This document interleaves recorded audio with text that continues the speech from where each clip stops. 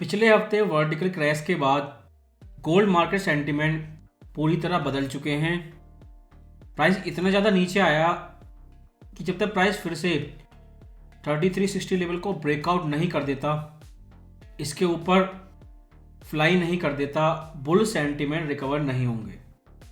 Sentiment इतने ज़्यादा बदल चुके हैं कि सभी लोग एक ही क्वेश्चन पूछ रहे हैं कि ये टॉप है, रिवर्सल है। क्योंकि पिछले हफ्ते टोटल पंप एंड डंप था।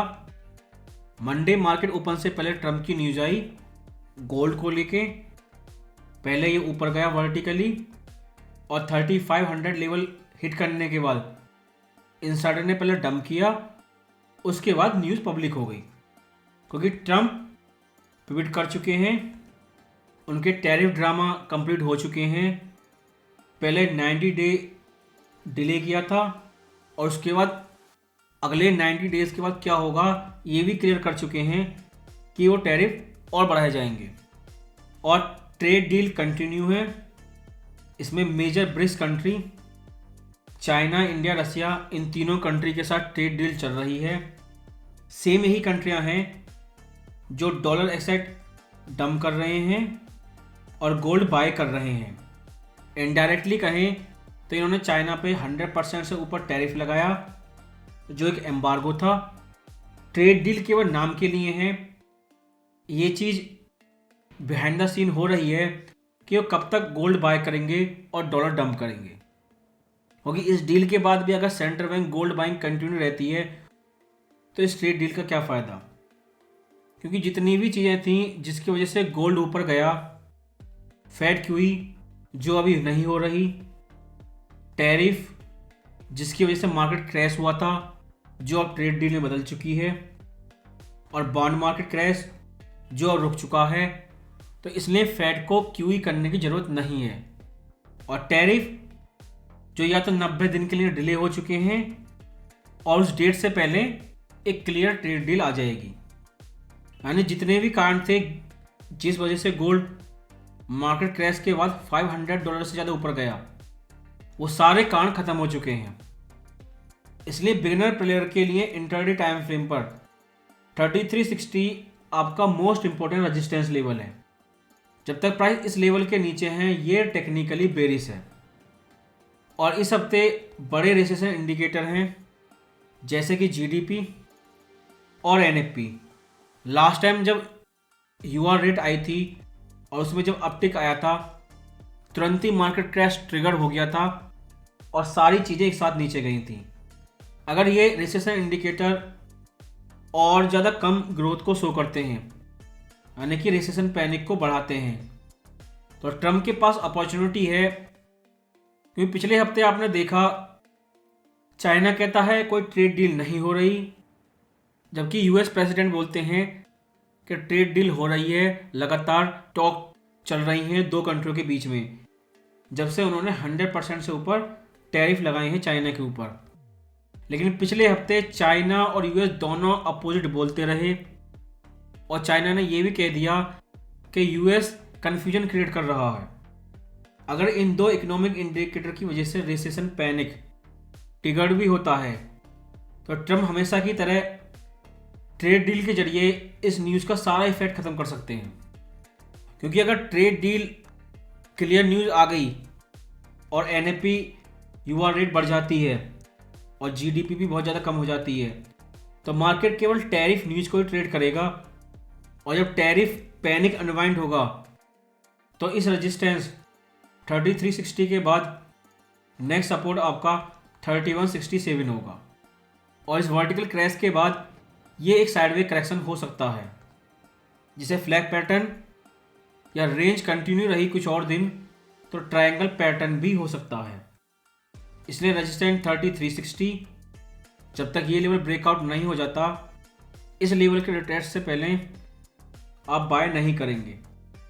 और करेक्शन के बाद क्लियर ट्रेड डील आ जाती है और ब्रेकडाउन होता है तो 3167 से पहले सपोर्ट नहीं है। लेकिन पिछले हफ्ते जिस तरह से बार बार ट्रम्प के कमेंट आ रहे थे, वो पैनिक शो कर रहे थे और उन्होंने ये भी चीज़ क्लियर कर दी जब बॉन्ड मार्केट क्रैश हुआ था तब वो टैरिफ को लेकर पैनिक हुए थे। और जब तक बॉन्ड मार्केट को बायर्स नहीं मिल जाते फेड कट नहीं कर सकते। और ये यूएस, चाइना, इंडिया और इस समय रशिया के साथ जो ट्रेड टॉक चल रही है यूक्रेन वॉर को लेके, ये ट्रेड डील है या जो ये सेंट्रल बैंक डॉलर डंप करके गोल्ड बाय कर रहे हैं उसको लेकर डील है। जब तक ये चीज़ क्लियर होगी गोल्ड या तो 3500 के ऊपर फ्लाई कर रहा होगा या 3100 के नीचे। लेकिन आप एक बिगिनर ट्रेडर की तरह इन दो सपोर्ट एंड रेजिस्टेंस लेवल पे फोकस रखें। 3260 जो फ्राइडे का लो है, 3360 रेजिस्टेंस जिसके नीचे गोल्ड बेरिस है, क्लियर ट्रेड डील आती है और डाउनसाइड रिस्क 31.7 हो सकता है।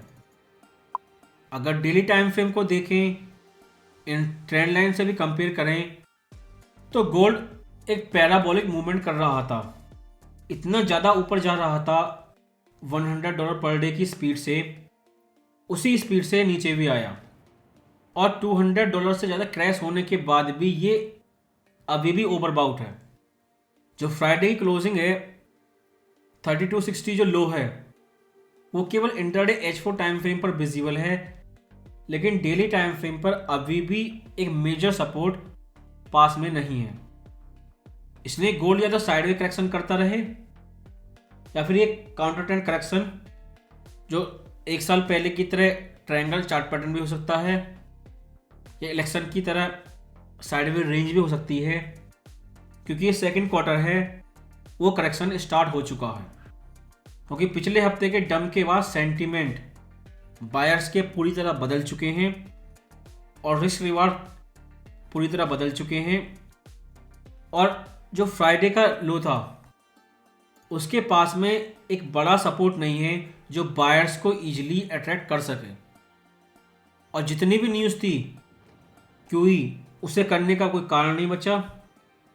टैरिफ या तो डिले रहेंगे और जब तक वो डेट पूरी होगी उससे पहले ट्रेड डील हो चुकी होगी और इन्फ्लेशन वो पहले ही डाउनवर्ड जा चुकी है।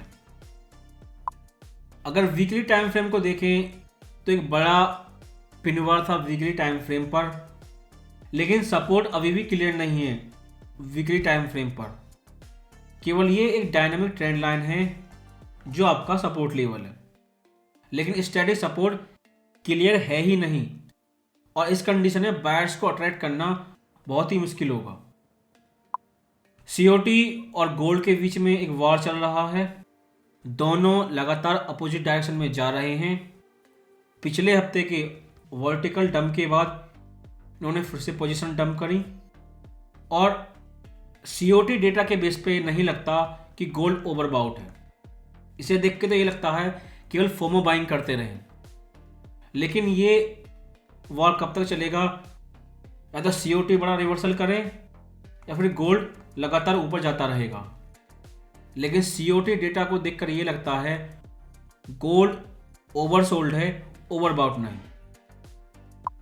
अगर मंथली टाइम फ्रेम को देखें, पॉसिबल एबीसी वेव या 135 वेव, प्राइस ने पिछले हफ्ते 61% प्रोजेक्शन जो पिछली वीडियो में बताया भी था 3279 इस लेवल के पास में बड़ा इंटरडे रिवर्सल दिखाया और मंथली कैंडलस्टिक बड़ा रिजेक्शन शो कर रही है।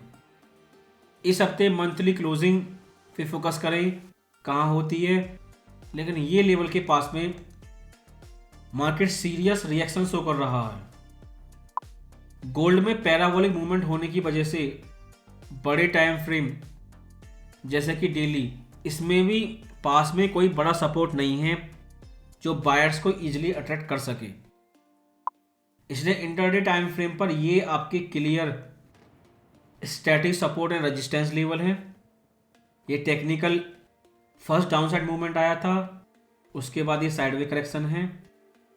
लेकिन जिस तरह से ट्रम्प पैनिक है टैरिफ को लेके और पीस डील लगातार हो रही हैं मेजर ब्रिक्स कंट्री के साथ में, हाई चांस है ये डाउनवर्ड मूवमेंट के बाद ये केवल एक साइडवे करेक्शन है। लेकिन फिर भी बुल्स के लिए पॉसिबल डबल बॉटम पैटर्न है। नेकलाइन ब्रेकआउट के बाद रिट्रेस से पहले बाय ना करें। उस कंडीशन में आपके पास मैक्सिमम सिक्योरिटी होगी और न्यूज़ भी क्लियर होंगी। और सेलर 3360 लेवल के बेस पे ही रिस्क मैनेजमेंट करके एंट्री करें और डाउनसाइड टारगेट आपका 3167 तक हो सकता है। और एक नई साइड में रेंज है $100 की जो स्टार्ट हो चुकी है। 3360 के ऊपर गोल्ड बुलिश सेंटीमेंट और 3260 लेवल के नीचे बेरिश सेंटीमेंट।